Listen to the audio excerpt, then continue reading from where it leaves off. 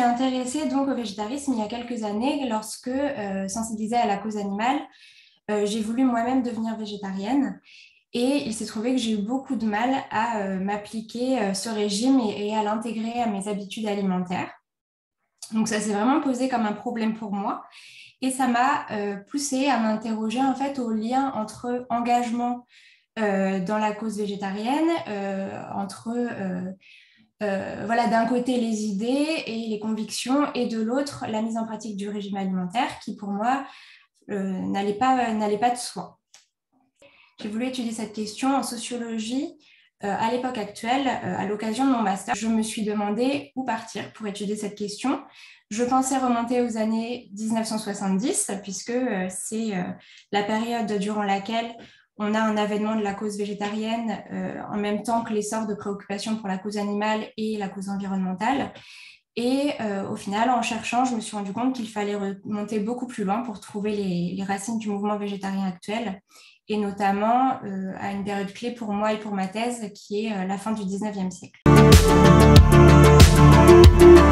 La première différence, c'est que avant le 19e siècle, le végétarisme était surtout défendu pour des raisons morales et métaphysiques. Il était aussi défendu par des petits groupes isolés, par des individus qui le défendaient, mais jamais vraiment par des groupes organisés, jamais par une organisation centralisée. Et à partir du 19e siècle, les raisons morales en faveur du végétarisme commencent à être subordonnées à des arguments scientifiques. On va défendre le végétarisme plutôt pour des questions physiologiques, bien qu'il n'y ait pas d'opposition entre les questions morales et les questions physiologiques, les deux étant liés, puisque dans les discours puritains, on va avoir des individus qui considèrent que la santé du corps et de l'âme dépendent l'une de l'autre, donc il n'y a pas d'opposition entre les deux, mais on va avoir un poids croissant des arguments scientifiques dans la défense du végétarisme. Les arguments médicaux n'étaient pas présents avant le 19e siècle. Les travaux de Renan Larusse sur le végétarisme des Lumières montrent l'inverse. Il y avait bien des préoccupations pour la santé dans la défense du végétarisme. Mais la différence, c'est qu'au XIXe siècle, les scientifiques vont développer des outils en sciences de la nutrition pour re-questionner la question du bienfait de l'alimentation végétale pour la santé. Et ces outils et ces résultats nouveaux vont être réappropriés ensuite par les végétariens pour défendre leur cause et asseoir donc leur doctrine. À partir de la seconde moitié du XIXe siècle, ce qui est vraiment nouveau, c'est le caractère organisé du mouvement végétarien. On va avoir la création de sociétés végétariennes nationales et régionales. Donc, la première est créée à Manchester en 1947. On a également une société qui est créée aux États-Unis en 1951. Et à partir de la création de ces sociétés, que le terme vraiment de végétarisme va être défendu. Ce terme vient du latin vegetus, qui signifie animer, vivifier, fortifier. Et c'est cette définition que vont instaurer les sociétés végétariennes et qu'elles vont essayer de diffuser pour vulgariser en fait le concept de végétarisme. Dans Les Mystères de Paris d'Eugène Sue, on a un personnage qui ne mange pas de viande qui s'appelle Rigolette. Mais ce qui est intéressant, c'est que ce personnage explique donc que volontairement, il ne mange pas de viande pour des raisons économiques, mais il n'est pas mention de végétarisme puisqu'on est alors en 1842-1843. Et comme je l'ai dit précédemment, ce n'est pas un terme qui est alors vraiment d'usage. Mais ça montre toutefois qu'on on peut avoir des individus qui défendent des pratiques alimentaires végétales pour des raisons économiques. On a aussi une évocation du végétarisme dans Sherlock Holmes de Maurice Leblanc. Maurice Leblanc était lui-même adhérent à la Société végétarienne de France.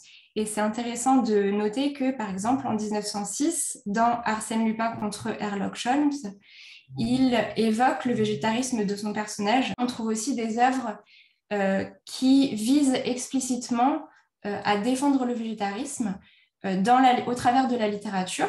C'est le cas, par exemple, de l'ouvrage de Tolstoï, La première étape, qui est en fait un plaidoyer pour le végétarisme, qui commence par montrer que le végétarisme est une première étape vers un mode de vie morale pour un rapprochement vers Dieu. Donc c'est vraiment, Léon Tolstoï défend vraiment le végétarisme pour des raisons religieuses et morales.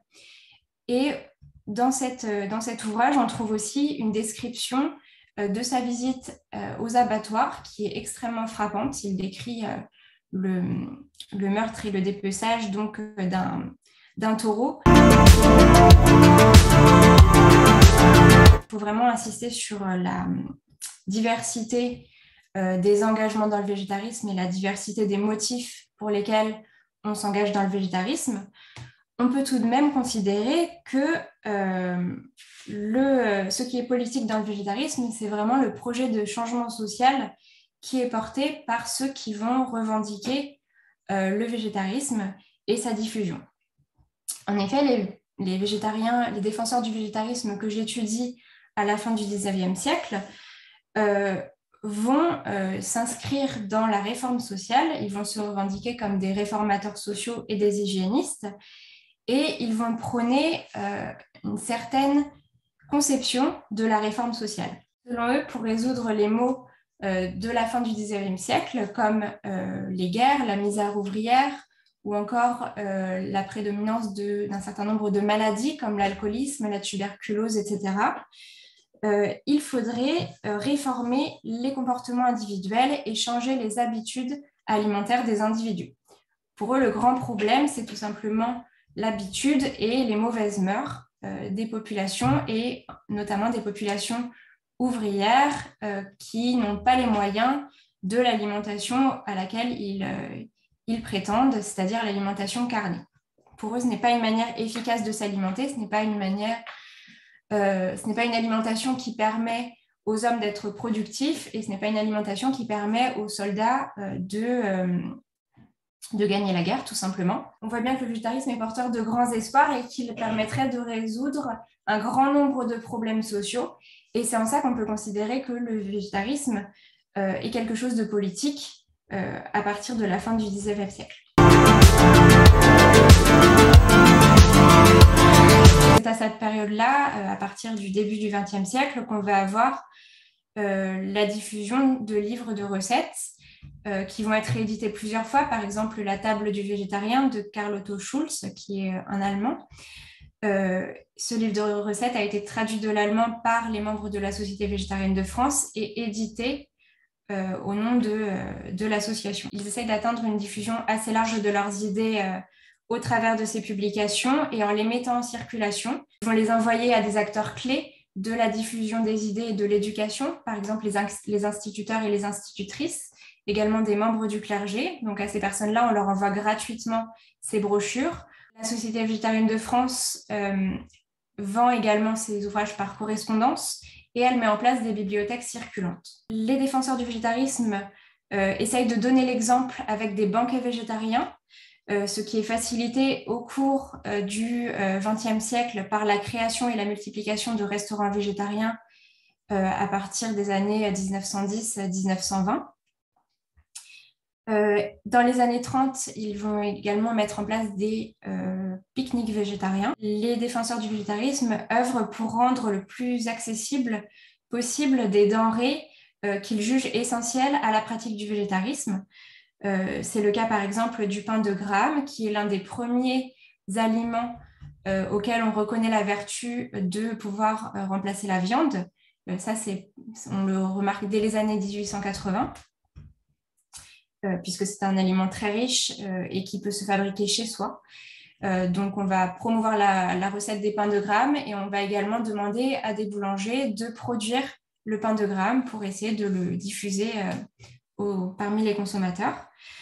À partir du début du XXe siècle, on va également avoir la multiplication de substituts à l'alimentation carnée, ou à des produits carnés d'usage très courant. Par exemple, on propose de remplacer le bouillon Liebig par l'extrait végétal de From. Donc là, on voit beaucoup de publicité sur ça dans les sources.